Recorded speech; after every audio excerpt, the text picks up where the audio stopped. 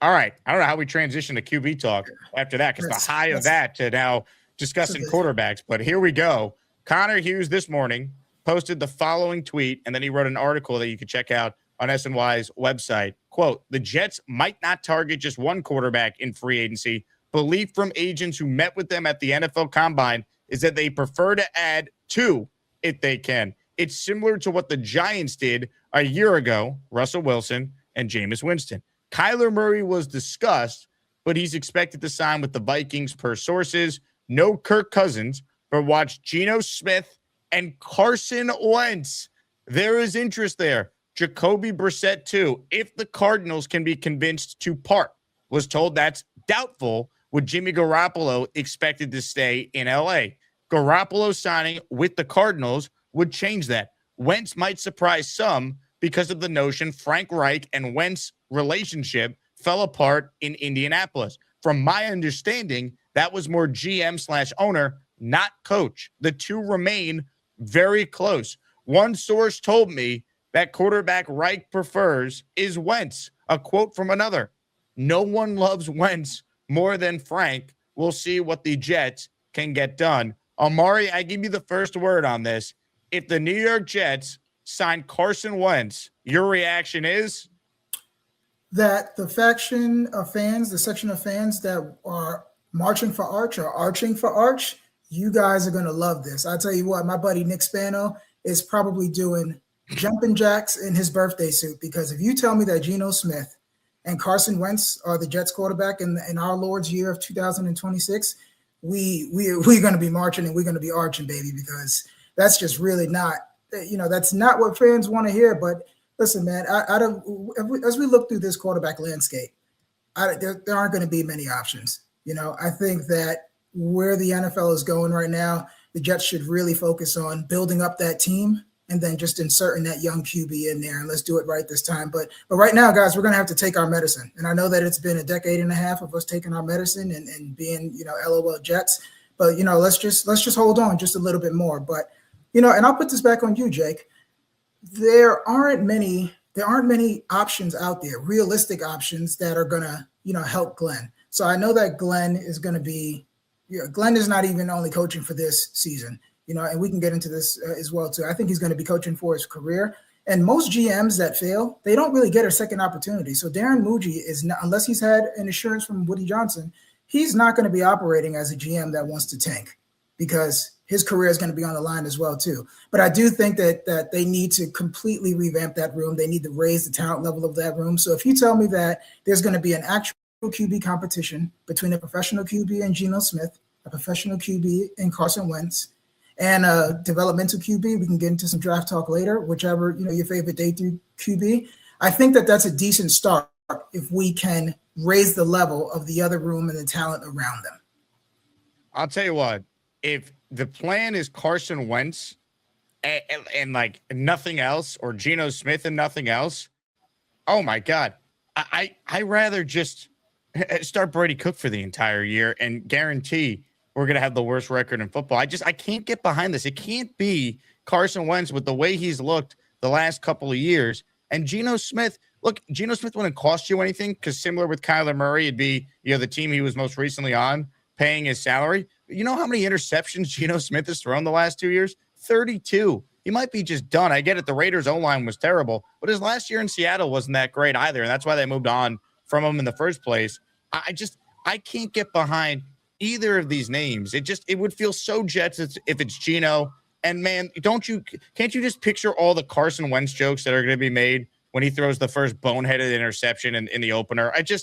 God, man, I'm not saying Murray and Derek Carr are that much better, but at least I feel like there's not as much of a stigma with those names. I get it. There's no great option out there, and I'm just rambling right now because I'm just blown away at the possibility of Carson Wentz seriously being discussed. Geno, there's some logic. He costs nothing, and they'd add someone else with him. But Wentz, really? God, man, you can't sell any Jet fan on Carson Wentz as the starter this year.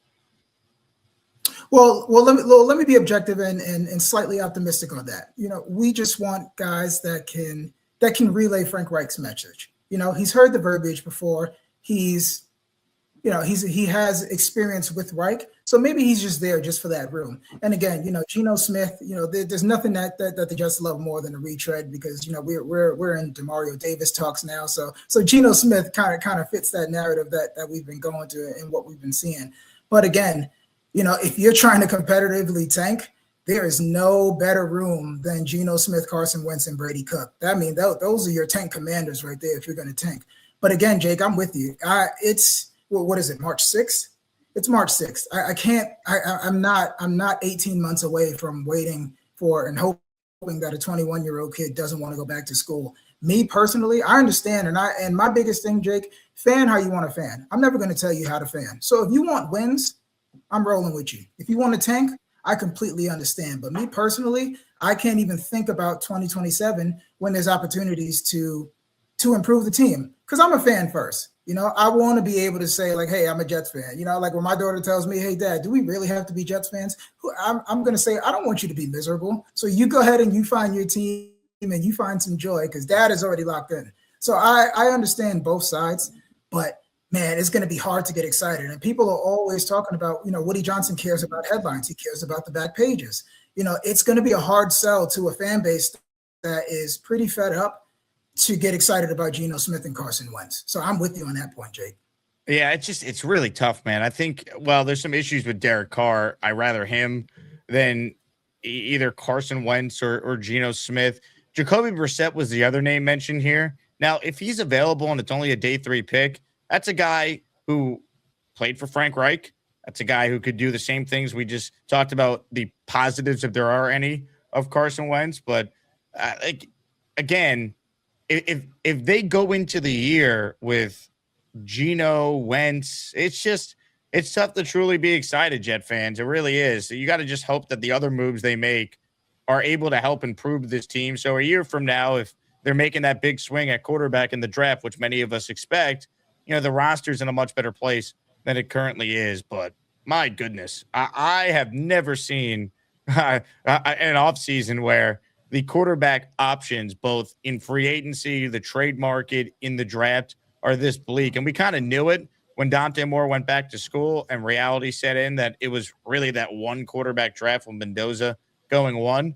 But usually, like in Jet history, there's like something we could point to. Like we get excited about Aaron Rodgers. We have Zach Wilson or Sam Darnold. Like there's something we could point to. Even last year, while I was never a Justin Fields guy, you apply logic. All right. We just saw it work with Sam and Baker. Here's another former first-round guy. Okay, it didn't work, but it's like there was some logic, I guess, in like the process. The contract was a joke, but like this year, doesn't feel like there's anything that's going to make anyone satisfied. But I know for sure Carson Wentz or Geno Smith, that's among the lower of like the options that people would try and justify. Maybe those guys are just slightly in front of if the Jets signed Tua, which apparently is something that they've discussed internally. Absolutely. And I saw, listen, I think the easiest thing to do right now is to make fun of the Jets, and rightfully so. We've earned that, or they've earned that, and we've earned it as fans because we've had to sit through it. Listen, if you want to give me a 2027 first rounder for Tua Tagovailoa, I would take it. I'm in. I'm on board. I'm rolling. Because you know what, Jake? What people don't understand is like there are multiple ways to get a QB, and I think that you can do both. And to steal something from Michael K, you don't want to be half pregnant, but you can improve this roster, and you can also get your QB. Now, I know that, and I was explaining this today in the space, and you can correct me if I'm wrong, Jake. I think that we love and we hoard draft picks so much. It's because during the year, there's nothing really going for us. So draft picks offer a semblance of hope. Draft picks are a promise of the future, or, it's an asset that can hopefully get you something. But I'll tell you what, guys, if you can build up this team right now, and that's why, Jake, I'm rolling. I really want to get into the Derek Carr and the Kyler Murray discourse, because if you can build that up, even if the Jets improve, guess what? I'm still going to use some of those 2027 assets to go get that generational QB or that B-tier QB, because generally I think that's where the league is going to go. It's very rare, and we can do this exercise as well. How many quarterbacks are considered generational? Anywhere from 5 to 7, maybe. And even 7, we're probably going to get generous, because between 4 through 7, it's going to be pretty subjective. So our last 2 Super Bowl champions were elite game managers. And game manager, Cam Newton, I know that he got killed for that, but game managers isn't a negative. There's nothing wrong with being an elite game manager. Jalen Hurts is an elite game manager with an elite supporting cast. Sam Darnold is a damn good game manager with an elite supporting cast. So I think this is going to be the make or break year where it's either the generational QB, how you win the Super Bowl is going to be with that generational QB and the subpar supporting cast, or the elite supporting cast with the elite game manager. And if you could build up that elite supporting cast and drop a young elite game manager with the upside to have flashes of brilliance, that's going to be how you win a Super Bowl going forward. That's just how I see. I like the breakdown there. It's tough because I mean we could talk about, oh well, they'll add a quarterback in the draft, but realistically, like, you could try and talk yourself into Ty Simpson. I wouldn't do it at 16. If he's there at 33, okay, we could do it there. I could live with it, but like Ty Simpson hitting would be a pretty big outlier, just given the lack of starts that he has made in college. Like you mentioned, Cam Newton, he's the last guy with under 20 starts that was drafted by the team that took him and actually had success right away in the league. Like the other names are just brutal. Trubisky, Anthony Richardson, even go back before that, Mark Sanchez, right? Like he was carried by some great teams at the beginning of his career. So it's just tough, man, because we could get into some free agent moves and they can add some real talent to this team, both in free agency next week and in the draft. But you either have a quarterback or you don't. And we're breaking down Geno Smith, Jacoby Brissett, Carson Wentz. Like, it's tough, man. Even if they get Kyler Murray's available for a reason in the first place, and it sounds like he's going to Minnesota, so cross him out. I mean, maybe you could talk yourself into Derek Carr. I still think he's in play for the Jets, but Derek Carr is coming with a lot of question marks too. He didn't play football last year. He retired because of a shoulder injury. So it's kind of wild where we're at as fans, being asked to like buy into a regime where most of the fan base is already out on the head coach, and the GM has done some good work, but he can't really truly make his mark on the organization until he uses those 2027 first rounders. With that, let's talk about the latest with the Jets. We got word this morning that Carson Wentz and Geno Smith are two of the names the Jets are seriously exploring. Geno Smith has officially been released, so the Jets could pursue him. This was Connor Hughes and Zach Rosenblatt on SNY's Jets podcast, breaking down Geno Smith and the possibility of him joining the Jets. The Jets are not going to be the only team, because while the Jets do like Geno, from what I've been told, that has to be a two-way street. And Geno Smith, from my understanding, has a lot of affinity for the Miami Dolphins. And if Geno was given his perfect scenario of where he would play, Geno would prefer to play for the Dolphins. That's understandable. That's where he's from. It's a place where he's always kind of wanted to get back to. But do the Dolphins have interest in him? Because the Dolphins are also in a Malik Willis. Does Geno want to be a backup quarterback, a place to start, all those things? So there is the chance that the Dolphins swoop in there and take Geno Smith. But I mean, just think about the words, the Dolphins swoop in there and take Geno Smith. As if, like, as a Jet fan, I'm supposed to be like, oh my goodness, not that. But here's the problem. If they take Geno, where do the Jets pivot? Well, it sounds like the pivot's going to be Carson Wentz. And if you caught the first show today with Omari Brown, I am not in favor of this at all. Carson Wentz is believed to be Frank Reich's choice. Now, the thought process originally was, well, Carson Wentz and Frank Reich, it ended poorly in Indianapolis. They don't have a good relationship. Apparently, that's not true. Connor Hughes reported this morning, they get along great. It was more Wentz's relationship with the GM and the owner there that fell apart. So Frank Reich and Carson Wentz are tight. Get ready for Carson Wentz to be one of the quarterbacks the Jets add. And look, if you get Carson Wentz and that's your only plan, Carson Wentz, and then you draft someone, that's not good enough. If you put together a quarterback room of Carson Wentz and Geno Smith and they're competing, okay, like at least you have two maybe playable quarterbacks, or Carson Wentz and Derek Carr. Okay, fine. I'll listen to that, right? Wentz knows Reich's offense. He could be helpful in installing it for the rest of the team. Like, I'll try and come up with something for Carson Wentz if he's the backup. If Carson Wentz at this stage of his career is the starter, we're just wasting a year, man. And maybe some people out there are thrilled with this because it means the Jets are going to be marching for Arch. But God, it's March 6th. Do we really want to be talking about a draft that's 18 months from now? Like, that's kind of depressing, especially for, selfishly, someone like me who spends 4 hours a day year round, even in like June and July when there's not much to talk about. I still talk about a team that hasn't made the playoffs in 15 years. If you signed Derek Carr, let's say, Derek Carr, well, I'm skeptical how good he actually is after taking a year off. At least there's like a recent body of work that's not terrible if you look at it. You got nothing with Carson Wentz. Oh, but Jake, he was really good with Frank Reich. Look at the raw numbers. That was a long time ago. That was a long time ago. Think about that. That's what we're banking on. So, right now, it feels like it's going to be either Geno or Carson Wentz. Let's say Malik Willis goes to the Cardinals. Well, if that happens, does Geno go to Miami? Right? We know Geno's from South Florida, which is part of the reason why he wants to go there. Where's the spot for Wentz? It feels like Wentz is going to end up a Jet. I really don't want Carson Wentz. I really don't. I just... That's not the move I would make at all. And again, there's no great move out there, but if I'm the Jets, it can't just be Carson Wentz. You got to trade for like a young backup quarterback just to give us something. You got to trade for Davis Mills, Tanner McKee, I guess Spencer Rattler. You're welcome, Gary. This is just not an ideal scenario if you're the Jets. Honestly, I still think Carr is in play, though. I understand that there were some reports following our show today that, despite what Derek Carr and his brother say on their podcast, the Jets aren't interested at this point, but things change quickly, right? I don't think Aaron Glenn's going around telling everyone what his plans are, or Darren Muji. The Sauce trade, for example, came out of nowhere. But Zach Rosenblatt did tweet this. As for Derek Carr, I don't get the sense he's a top target as of now, no matter what the Zapruder film from his podcast is telling us. Things can certainly change as the market develops, but there doesn't seem to be a whole lot of interest in him league-wide as of yet. That doesn't mean things won't change, one. And two, I keep going back to what the Carr brothers put out there on their podcast, and it's tough for me to sit here and think that Carr wouldn't be an option. Again, he fits what Frank Reich likes in a quarterback. And two, the Jets quarterback coach, Bill Musgraves, was Carr's offensive coordinator when he had two of his best seasons with the Oakland Raiders.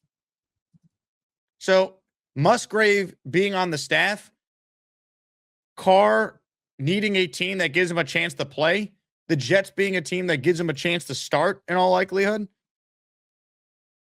I still think Derek Carr is in play despite what this report from Zach this afternoon is telling us.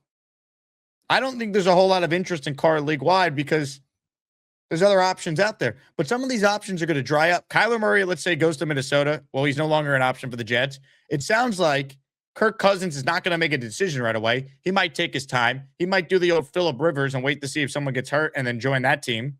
And Kirk is not an option for the Jets, which I think is silly. If Kirk Cousins, by the way, is not an option for the New York Jets because he used the Jets for leverage in 2018, we got to get over it. If you're Woody Johnson, if you're Christopher Johnson, if you're Jaime Elhai, if you're whoever is still with the organization that was around in 2018, you got to get over it. If that's a reason why Cousins is not an option for you. If Cousins is not an option because he doesn't want to play for you, okay. But if he's not an option because, whoa, my God, he used the Jets for leverage, that's silly. He fits what they need. He's competent, and the Jets could protect him with their offensive line.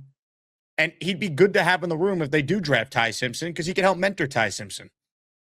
Or he can help mentor Drew Aller or Garrett Nussmeier or Carson Beck or whoever they take.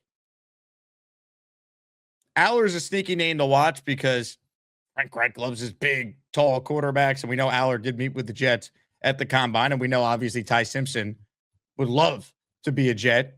He'd love to go second overall. That's not happening. He'd love to go 16th overall, to be determined. I'd love to see the Jets have a decision to make at pick 33 and potentially take Ty there. Jets, Jets.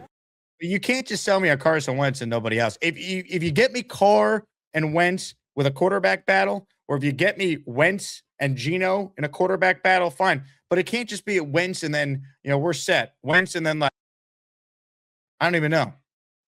Tyrod Taylor. Like, that's not enough because we know Tyrod can't stay healthy.